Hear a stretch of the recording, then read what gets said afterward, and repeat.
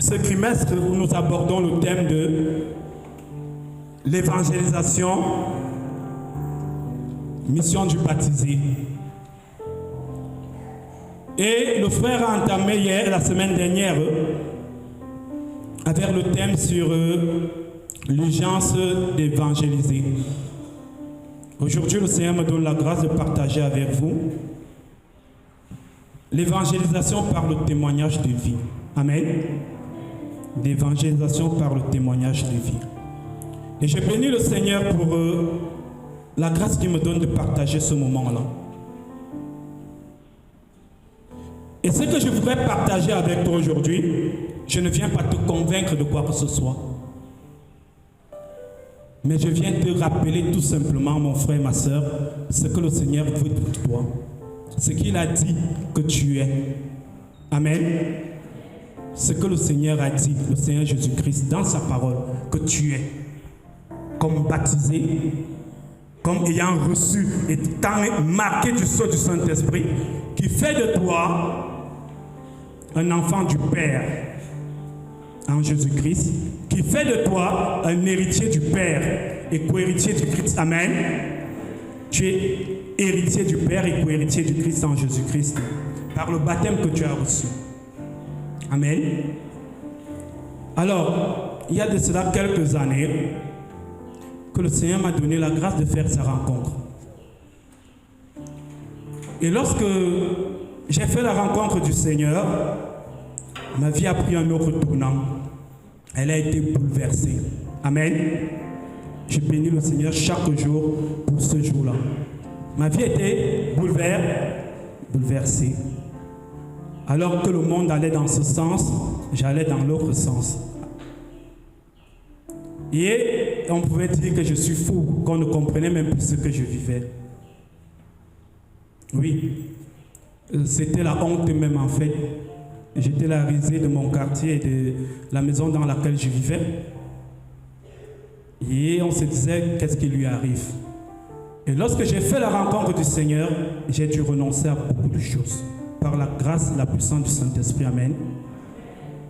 J'ai dû renoncer à beaucoup de choses. J'ai renoncé même à ma vie un moment. J'ai renoncé au travail que j'avais. Et je disais à mon papa, je vais suivre le Seigneur, je vais le servir. Lorsque je m'engageais pour aller au retrait, mon tuteur me demandait, tu dis même que tu vas où?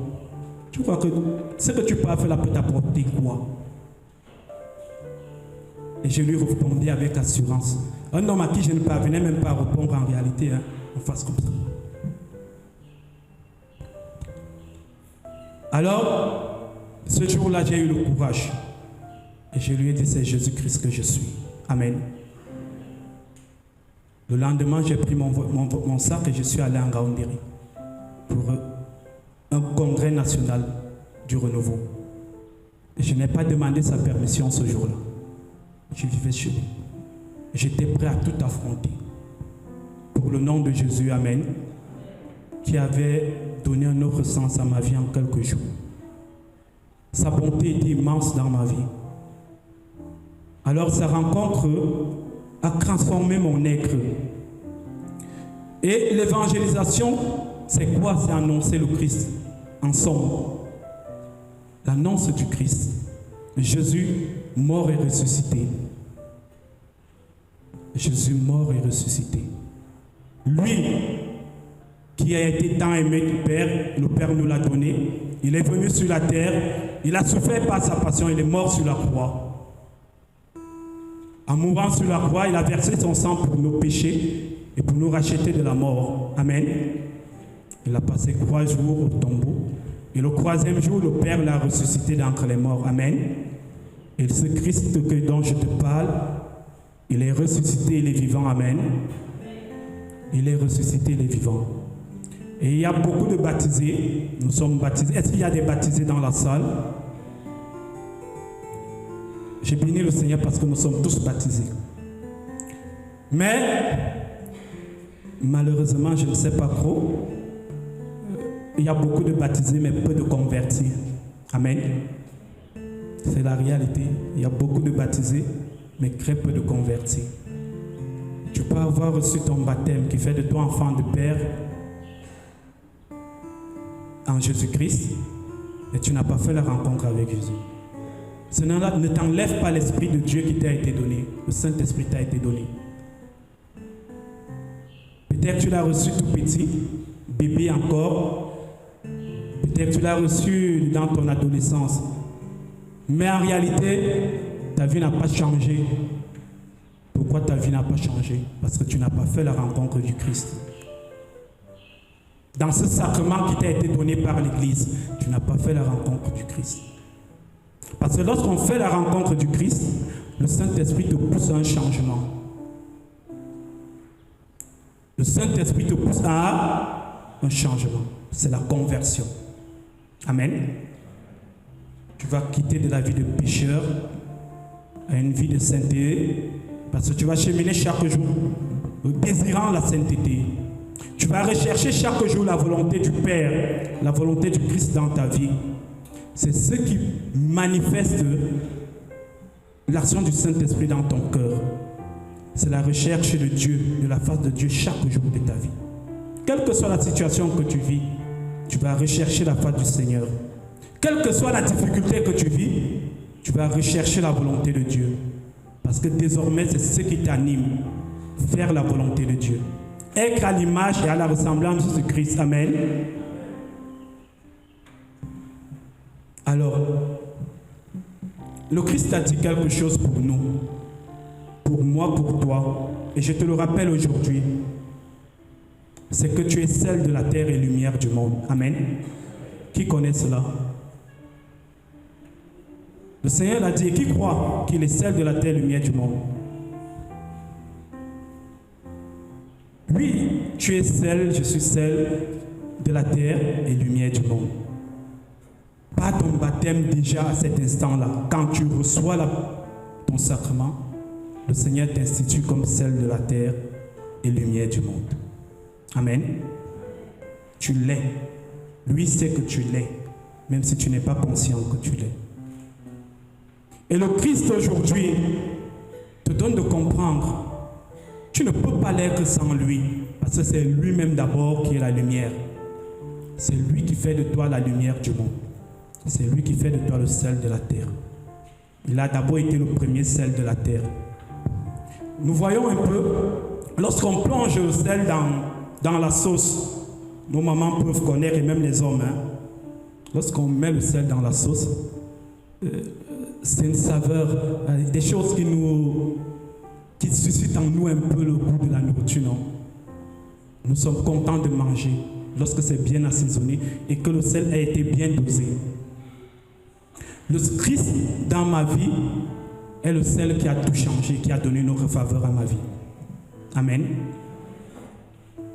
Il est le sel qui a donné notre faveur à ma vie. Aucun homme ne pourra me donner cette saveur-là. C'est le Christ seul. Alors je voudrais que le frère nous lise un peu Matthieu 5, versets 13 à 16, parce que nous devons comprendre d'où vient la source. Nous ne sommes pas le sel de la terre et lumière du monde de nous-mêmes. Et c'est le Christ qui nous donne de l'aigle. Vous êtes le sel de la terre, mais si le sel vient à s'affadir, vous êtes le sel de la terre.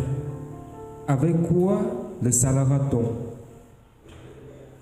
Il n'est plus bon, n'a rien qu'à être jeté dehors et foulé aux pieds par les gens. S'il te plaît, mon frère, est-ce que tu peux reprendre? Vous êtes le sel de la terre. Vous êtes le sel de la terre. Mais si le sel vient à s'affadir, avec quoi le salera-t-on? Avec quoi le salera-t-on? Il n'est plus bon à rien qu'à être jeté dehors et foulé aux pieds par des gens. Et foulé aux pieds par les gens. Vous êtes la lumière du monde. Vous êtes la lumière du... Le Seigneur ne dit pas tu seras, il dit vous êtes. Tu es. Tu es déjà. Amen. Tu es déjà le sel, tu es déjà la lumière. Une ville ne se peut cacher qui est sise au sommet d'un mont. Et l'on n'allume pas une lampe pour la mettre sous le boisseau. Tu es une lumière, tu es une lampe. Et on n'allume pas une lampe pour la mettre sur le boisseau, mais bien sur le lampadaire. mais bien sur le lampadaire. Amen. Est-ce que tu peux acclamer le Seigneur pour toi?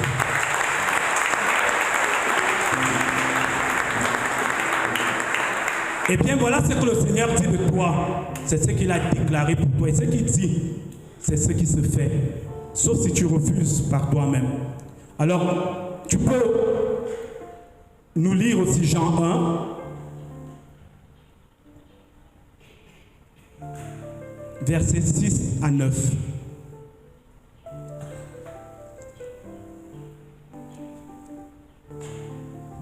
Jean 1, versets 6 à 9. Il y eut un homme envoyé de Dieu. Son nom était Jean. Il vint pour témoigner, pour rendre témoignage à la lumière. Pour rendre témoignage à la lumière. Afin que tous crussent par lui. Celui-là n'était pas la lumière. Celui-là n'était pas la lumière. Jean n'était pas la lumière. Mais il avait à rendre témoignage à la lumière. Il avait à rendre témoignage à la lumière. Il était la lumière véritable. Il, mis pour qui? Pour Jésus. Qui éclaire tout homme. La lumière véritable qui éclaire tout homme. Venant dans le monde, il était dans le monde, et le monde fut par lui. Et le monde ne l'a pas reconnu. Il est venu chez lui, et les siens ne l'ont pas accueilli. Merci mon frère. Le Christ même est d'abord lumière. C'est la lumière qui est venue éclairer tout homme. Et Jésus te confère ce caractère-là aujourd'hui. Si tu es lumière, c'est parce que Jésus a voulu que tu sois lumière. Si tu es celle de la terre, c'est parce que Jésus a voulu que tu sois celle de la terre. Amen. Mais il faut se poser la question de savoir, est-ce que vraiment ma lumière brille comme elle devrait briller? Le Christ dit, on n'allume pas une lampe pour la mettre sur le boisseau, je vais dire sur le lit. Mais on l'allume pour la mettre sur le lampadaire, pour qu'elle puisse briller et éclairer tout le monde. Quel type de lumière je suis? Quel type de lumière tu es, ma soeur? Quel type de lumière tu es, mon frère? Il faut bien qu'on se pose cette question. Est-ce que réellement je brille tel que le Seigneur veut que je brille? Et si je ne brille pas, pourquoi est-ce que je ne brille pas? Est-ce que j'éclaire réellement tel que le Seigneur veut?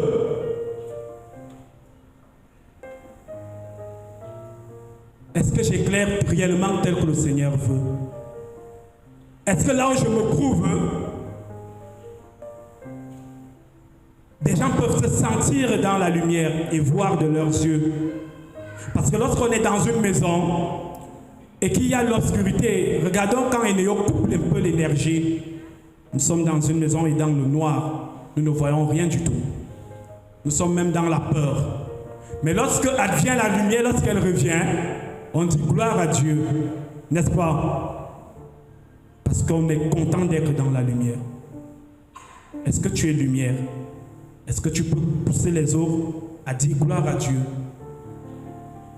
Est-ce que tu l'es dans ta vie? Est-ce que par ton vécu, des hommes peuvent dire Dieu existe? Est-ce que par ton être, les hommes peuvent dire Dieu existe? C'est ça en fait le témoignage. C'est en cela que consiste le témoignage. Dans l'évangélisation, nous avons plusieurs étapes. Nous avons l'étape du renouveau humain qui vient de la rencontre que nous faisons avec le Christ.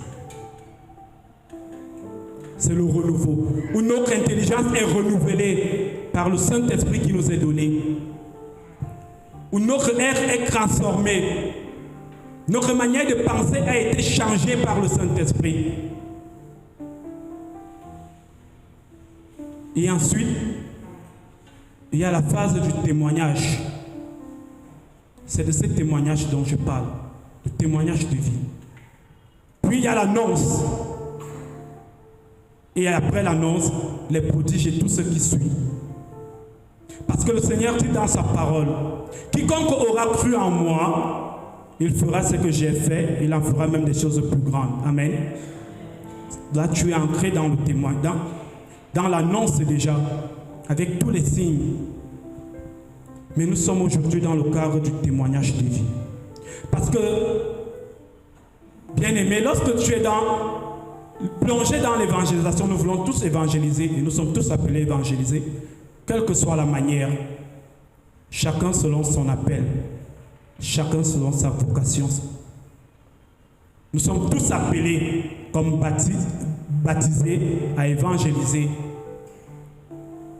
Et lorsque le Seigneur te donne la grâce de sa rencontre, tu es poussé par ce désir-là d'annoncer le Christ. Amen. Tu es poussé par ce désir. Tu veux parler de Jésus à tout le monde. Tu veux raconter aux hommes ce que Jésus a fait pour toi. Parfois, on veut même te faire taire. Tu n'entends pas. Tu veux raconter à tout le monde ce que Jésus a fait pour toi. Et alors, ce que le Saint-Esprit te donne de faire en ce moment, c'est de travailler d'abord ton intérieur et ta personne. Parce que tu ne peux pas aller dans l'évangélisation si tu n'as pas un témoignage de vie. Tu risques de tomber dans ce qu'on appelle le contre-témoignage. Amen. Tu risques de tomber dans le secret proche. Si tu n'as pas un témoignage de vie qui va booster ton action dans l'évangélisation, qui va booster l'onction du Saint-Esprit en toi, tu ne peux pas. Tu vas raconter ce que les autres disent, ce que tu as lu dans l'évangile.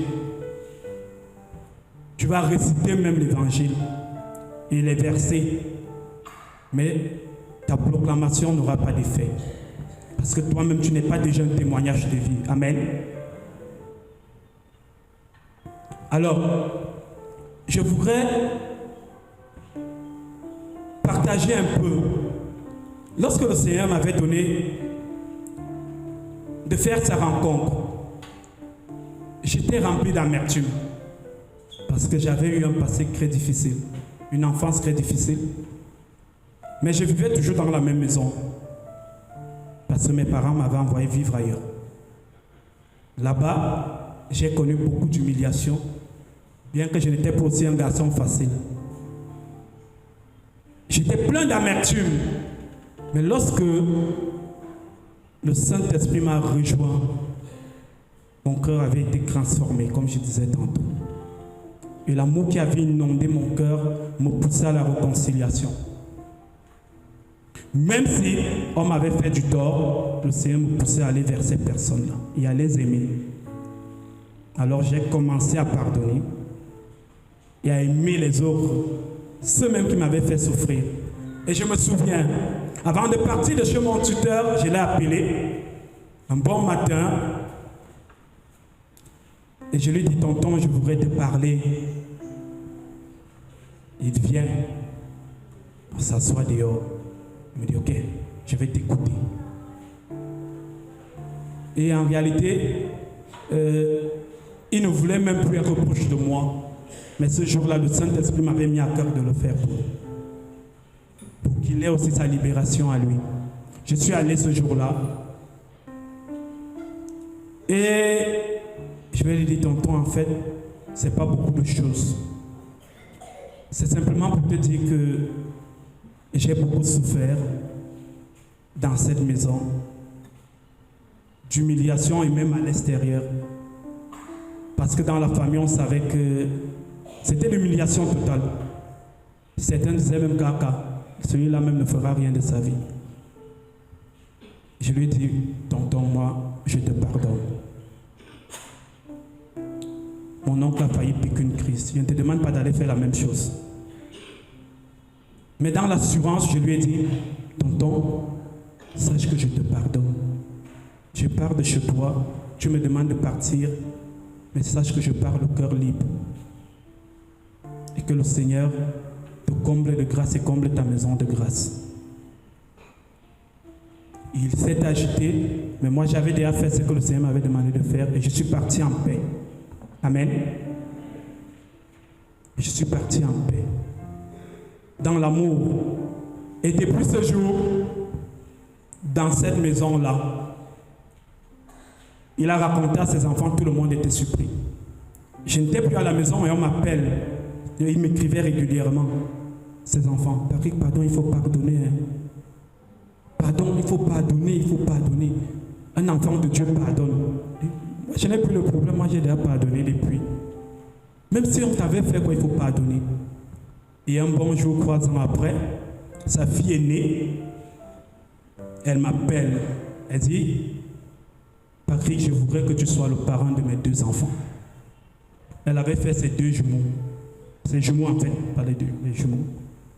Et elle voulait que je sois avec son époux, son fiancé, le parent des 2 enfants. Une fille et un garçon. Et je vais lui demander, mais dis-moi, qu'est-ce qui te pousse? Pourquoi moi? Pourquoi? Elle me dit, en fait, tu es un exemple pour nous.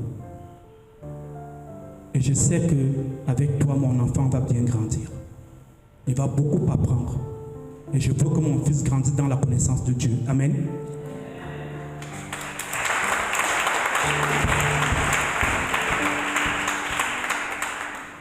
Alors, le jour du mariage, personne ne savait. Il n'y avait que mon oncle et sa fille et la maison qu'ils connaissaient. Je suis arrivé et on me donne les 2 enfants. Mais la famille du mari avait décidé, non, vous ne pouvez pas nous arracher les 2 enfants, on va prendre la fille, sans souci. Et je venais de derrière, tout le monde se retournait.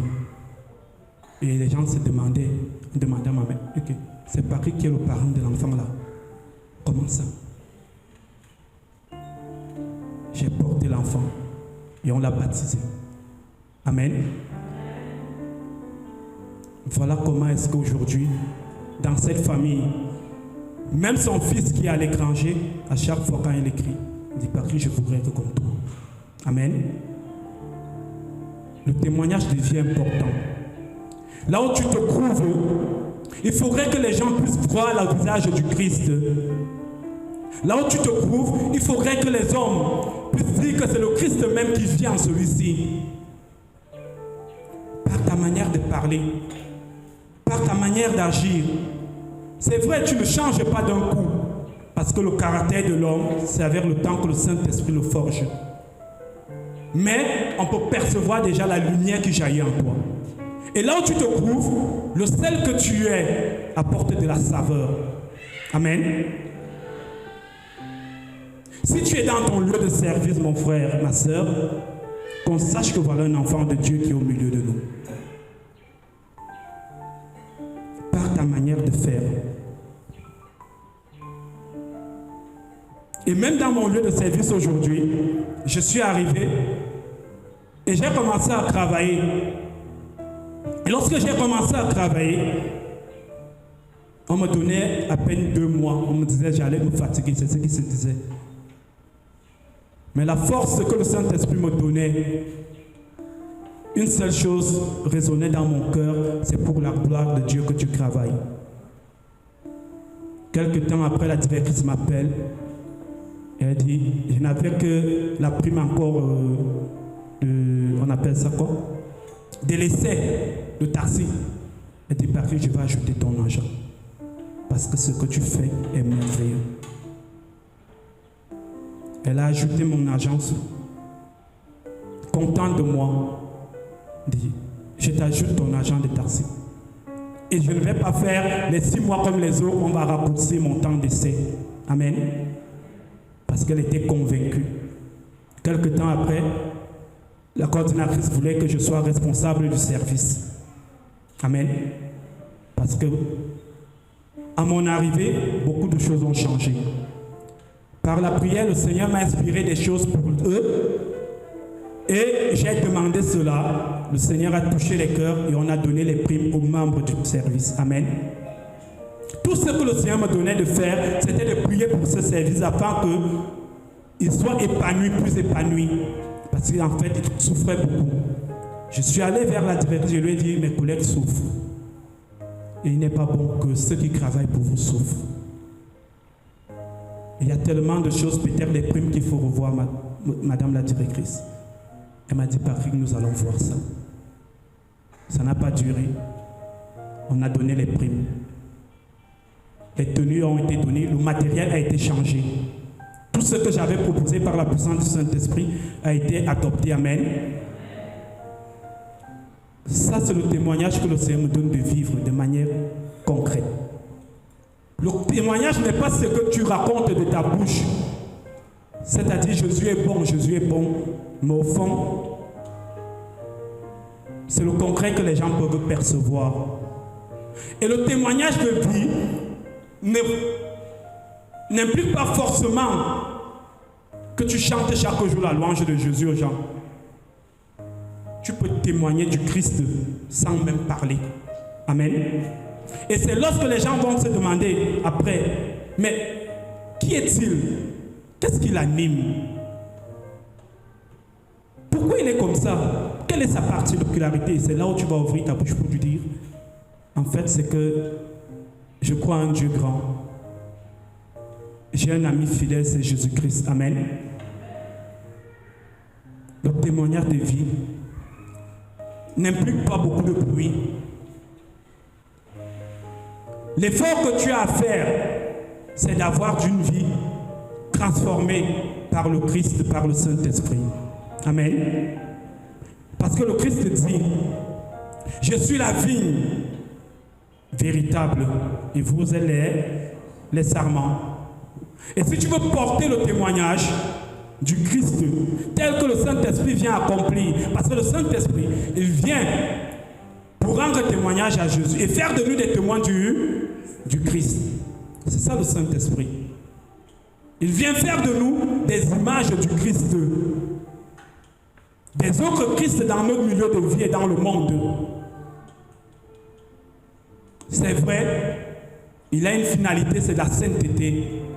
Mais déjà, nous devons commencer à vivre cette sainteté dès cet instant. C'est ça qui marque notre témoignage de vie. Et c'est là où nous pouvons conduire les âmes à Jésus. Amen. Le Christ est la vie véritable et nous sommes le sarment. Si tu te déconnectes de la vie, tu ne peux pas. C'est pourquoi il faut se poser la question, pourquoi est-ce que je ne porte pas cette lumière-là? Elle est en toi. Cette lumière est là. Mais pourquoi est-ce qu'elle ne jaillit pas? Pourquoi est-ce qu'elle ne resplendit pas? Pourquoi est-ce qu'elle n'éclaire pas les autres? Pourquoi est-ce que tu n'es pas source de joie pour les autres? Source de paix là où tu te trouves? Pourquoi est-ce que tu ne peux pas tendre ta main à celui-là qui souffre à côté de toi? Pourquoi tu es encore incapable de le faire? Pourquoi est-ce que tu es incapable encore de donner le pardon à celui qui t'a offensé? Pourquoi est-ce que tu es incapable de regarder les autres avec miséricorde? Certainement, il y a un problème. C'est que le Saint-Esprit, en réalité, ne t'a pas encore gagné comme il faut. Il va chercher à te gagner chaque jour, bien sûr, mais il faut déjà qu'il ait gagné ton cœur en répandant l'amour de Dieu dans ton cœur. Amen. Et c'est cela qui te booste maintenant à aller vers les autres. Parce que le témoignage a pour une chose fondamentale, c'est le service des autres. Amen. C'est le service des autres. Tu ne peux pas vivre le témoignage si tu n'es pas au service des autres. Parce que lorsque le Saint-Esprit vient en toi, lorsqu'il te remplit de ses dons et ses charismes, lorsqu'il t'inonde de l'amour de Dieu, c'est pour que tu sois un canal, pour que cela puisse agir dans la vie des autres. Si tu ne parviens pas, il faut que tu te poses des questions. Ça signifie que quelque part, c'est bouché. Le tuyau, il est bouché. Et alors, l'amour du Saint-Esprit ne pénètre pas, il ne traverse véritablement pas jusqu'où il devrait aller. Sa charité ne va pas là où il devrait aller, où elle devrait aller. Amen. La joie que le Saint-Esprit met en toi ne parvient pas aux autres. Amen. Alors, j'ai dit, je ne venais pas te convaincre. Mais je viens te rappeler tout simplement ce que tu es, afin que tu prennes conscience de cela. Et que tu te dises maintenant avec moi, je suis le sel de la terre. Amen. Est-ce que tu peux dire, je suis le sel de la terre? Est-ce que tu peux dire, je suis le sel de la terre? Je suis lumière du monde. Oui, tu es effectivement lumière du monde. Ne doute pas. Et si, en cet instant, si tu as pris conscience que tu es lumière du monde, demande au Saint-Esprit de manifester cette lumière-là en toi. Amen. Que le Saint-Esprit manifeste cette lumière-là en toi. Que tu sois celui-là qui apporte ou celle qui apporte de la saveur partout où tu te trouves. Amen. Le témoignage de vie doit être véridique. Il doit être véridique. Si tu n'es pas vrai, ça te rattrape. Amen. Si tu n'es pas vrai, ça te rattrape. Et tu peux être exposé par le Saint-Esprit. Amen.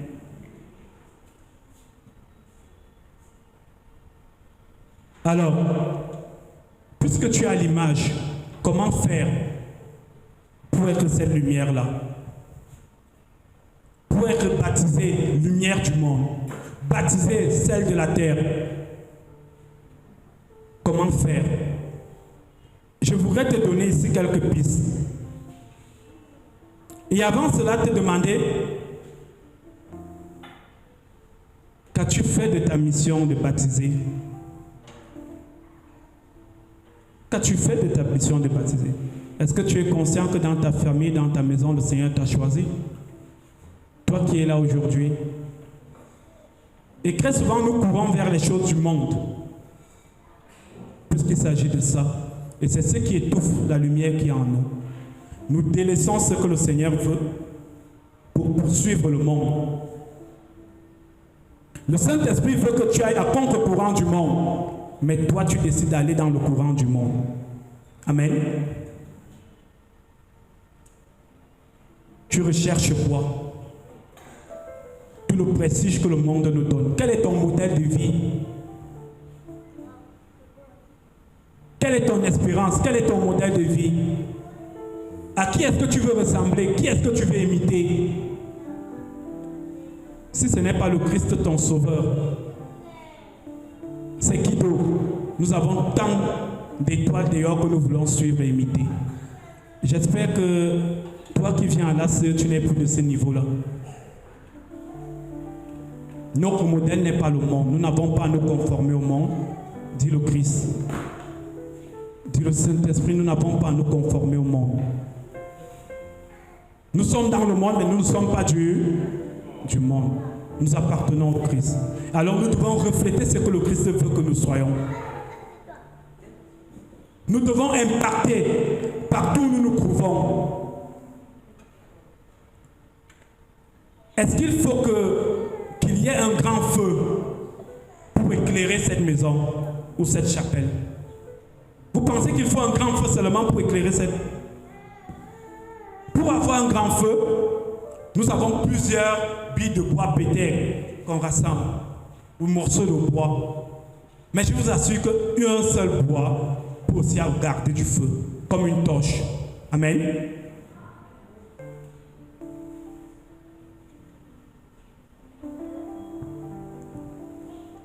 Une seule brindille, comme une torche. Nous avons souvent vu les torches qui gardent le feu. Une seule peut éclairer et permettre aux autres de marcher dans les ténèbres.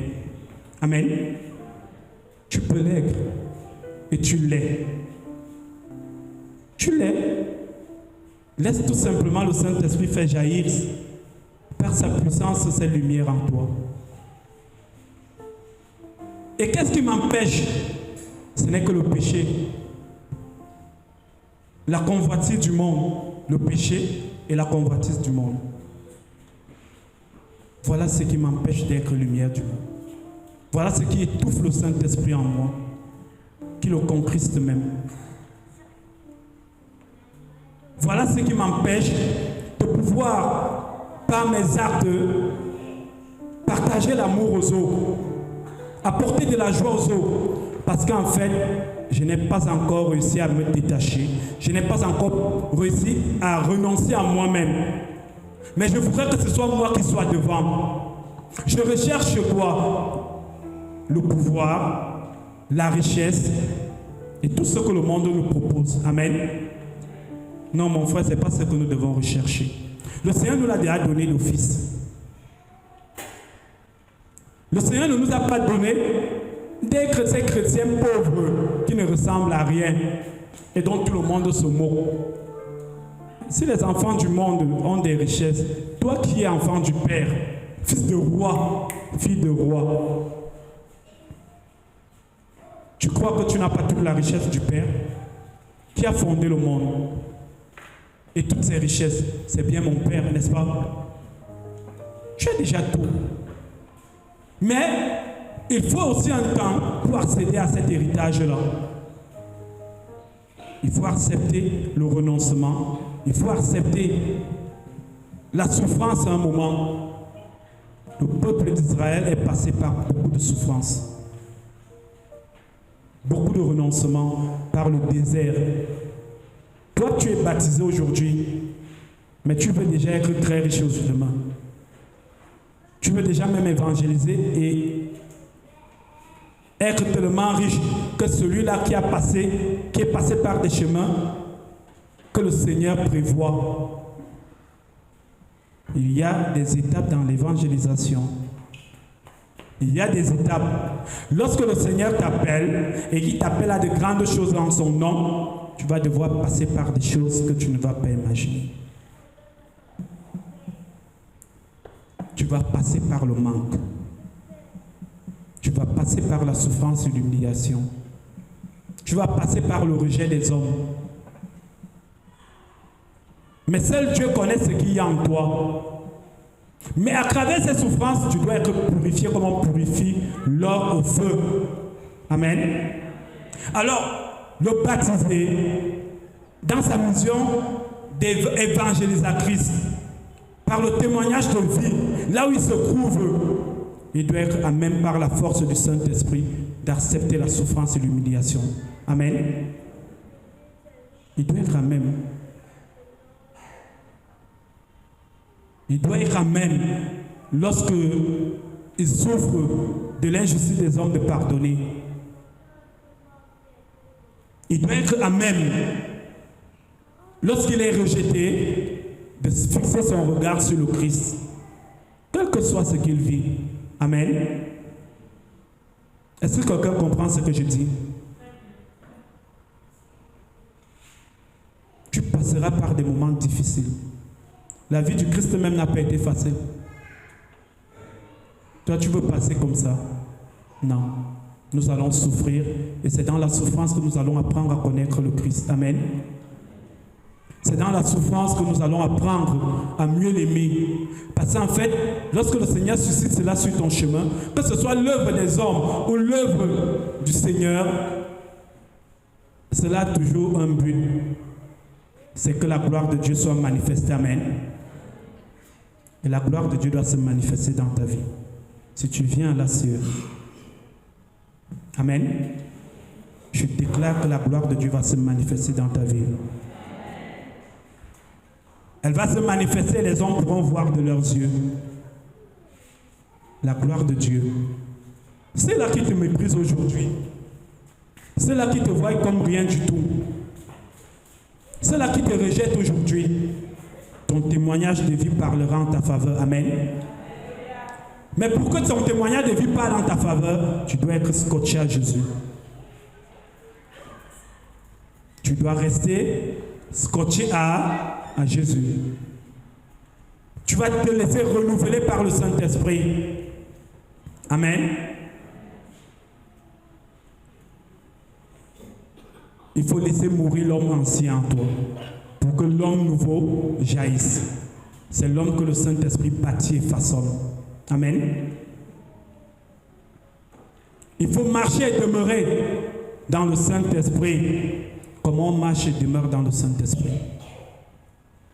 Par l'amour, par la paix et la joie, la douceur, la patience, Tout ce que le Saint-Esprit nous donne, la bonté, la tendresse, la bienveillance et la maîtrise de soi, la tempérance. Voilà comment tu peux demeurer. Pour demeurer, il te faut t'attacher à la parole de Dieu.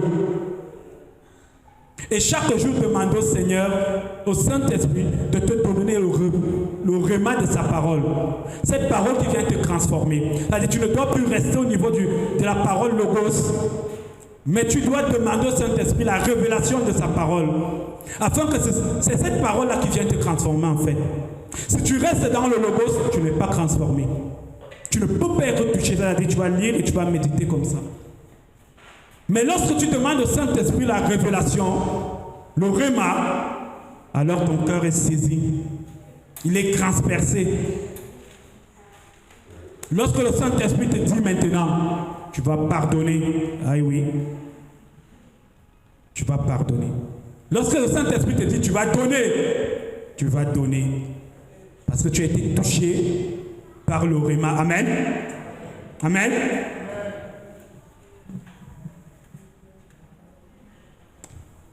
Alors, je vais passer. Alors, bien-aimés, pendant que le frère est en train de proclamer dans la puissance du Saint-Esprit, eh bien, à cet instant, le Seigneur déposait dans mon cœur quelque chose et dont je m'en vais partager avec vous. Eh bien, le frère a dit, lorsque le Saint-Esprit nous pousse à pardonner, à témoigner, parce que vous voyez, nous évangélisons par le témoignage dans nos familles. Alors, il me souvient, il y a de cela pratiquement 3 ans, non, plus loin, en 2017, j'ai perdu ma grande sœur, l'aînée de notre famille. Eh bien, tout le monde nous a tourné le dos dans la famille. Nous avons des grandes cousines qui sont bien, elles sont mariées, la vie marche.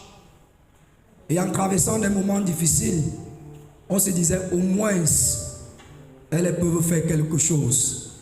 Mais ce n'était pas le cas. Alors, je vous fais fi de ce qui s'est passé, puisque le Seigneur a agi dans sa puissance. Nous avons fait le deuil par la grâce du Saint-Esprit. Tout était bien. Alors voilà que 3 ans après, une d'elles a perdu sa fille. Mais vous voyez, c'est ça le Saint-Esprit. Lorsqu'on a le Saint-Esprit, on doit témoigner. Elles nous ont tourné le dos. Elles ont fait le contraire. Alors lorsqu'une d'elles perd sa fille, elles avaient même peur de nous annoncer le deuil. Parce qu'elles pensaient qu'on allait faire de même. Mais bien aimé, on s'est assis dans la joie. En famille, on a dit non, mais Seigneur, est-ce que tu ne peux même pas nous donner les millions pour qu'on fasse tout ce deuil? Mais Jésus, on veut même faire tout le deuil. Là, donne-nous les millions pour qu'on fasse tout et qu'elles se mettent de côté. Parce que nous sommes des enfants de Dieu, nous sommes la lumière du monde. Alors, on ne nous a pas annoncé le deuil. Mais ce soir, mon grand frère, ma grande soeur se sont levés. Ils sont rendus au lieu du deuil. Ils ont fait la réunion. Ils avaient peur. Mon grand frère Titi, qui est ingénieur en électrotechnique, ils avaient besoin d'un technicien pour faire des installations, mais ils ne parvenaient pas à exposer le problème, sachant bien qu'il peut le faire. Alors Titi a dit, non, moi je vais aller travailler. Il est parti à la cour du deuil. Il a fait les installations dans la joie. Bien aimé, vous voyez le témoignage de vie. Dans la joie. On s'est assis, on a fait une quête dans la joie et c'était beaucoup d'argent. On est parti vers elle, on leur a remis l'argent, il a fait les installations. À la veillée, nous étions là, dans la joie. Alléluia! C'est ça le témoignage de vie. On n'a pas besoin de dire Jésus est Seigneur. Parce qu'on fait, la personne qui est à côté de toi va dire Jésus est Seigneur. Dans la joie.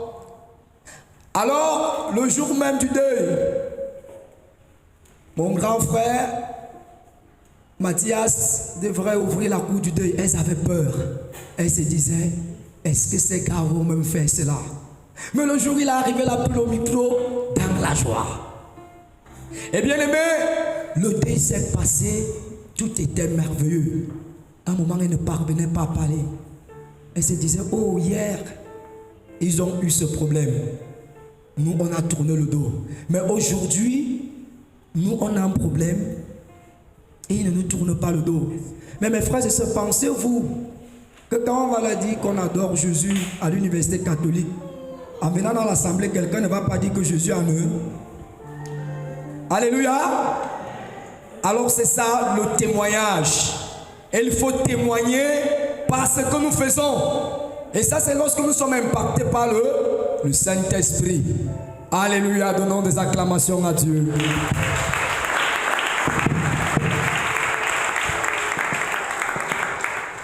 Alléluia.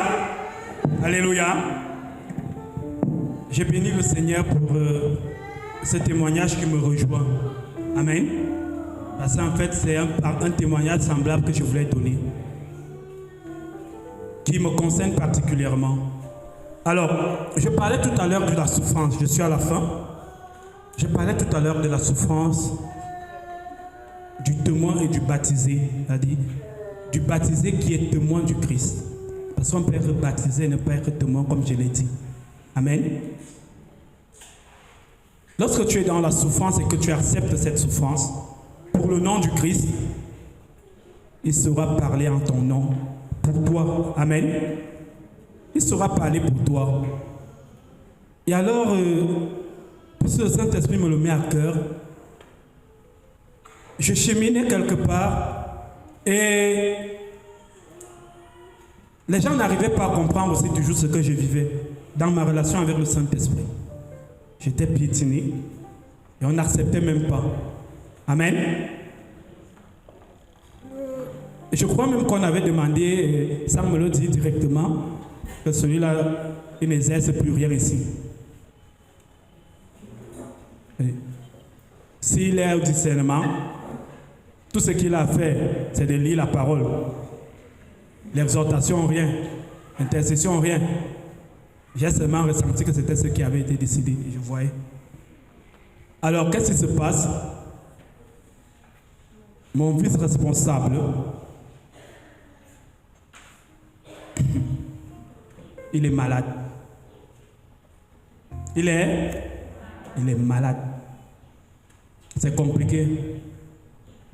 On dit, on fait comment? Moi, je suis tranquille dans mon coin.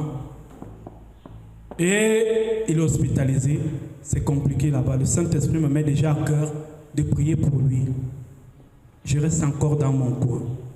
Alors, il y a l'une de ses proches qui va m'écrire. Je crois qu'elle va m'appeler, oui, si je me trompe. Elle me dit, mais Patrick, qu'est-ce que tu attends pour venir ici?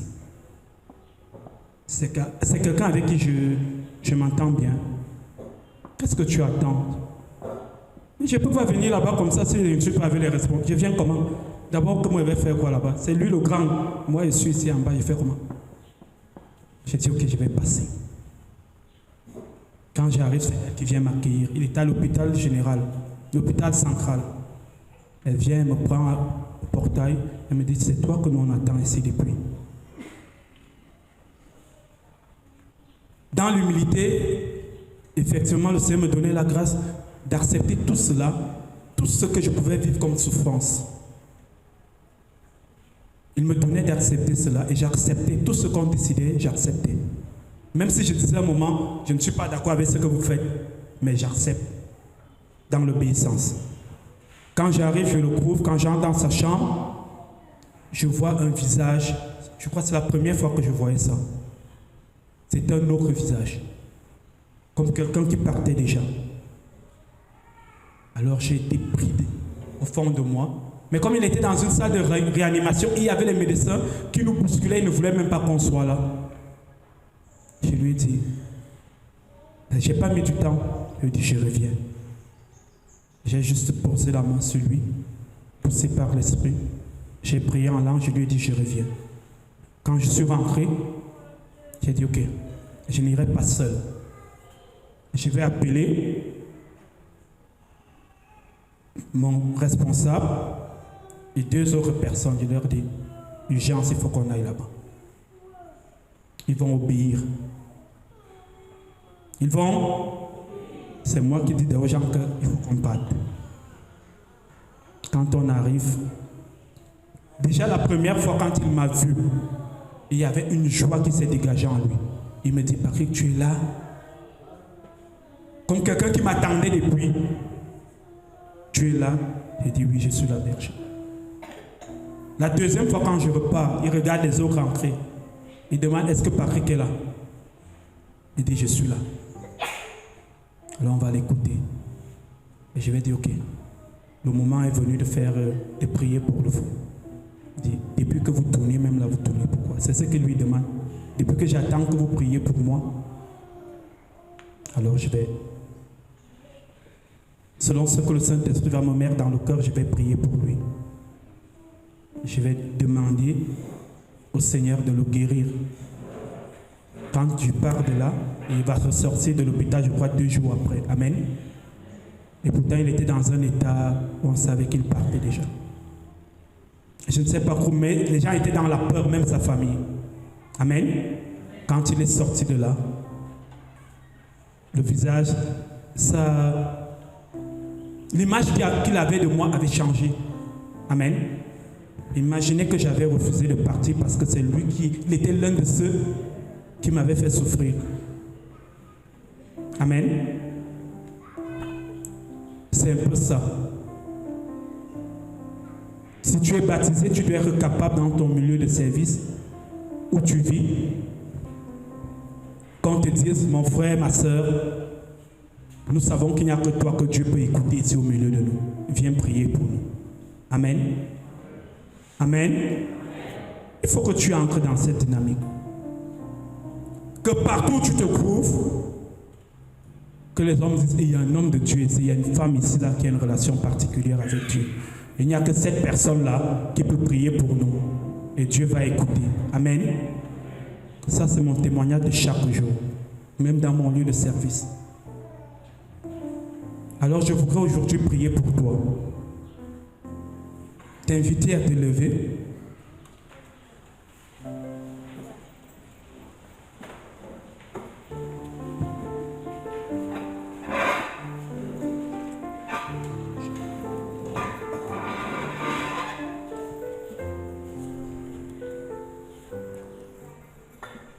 Je voudrais que ce que je vis aujourd'hui, par la grâce du Seigneur, que cela soit ton partage. Et pas seulement ce que je vis, mais plus que ce que je vis.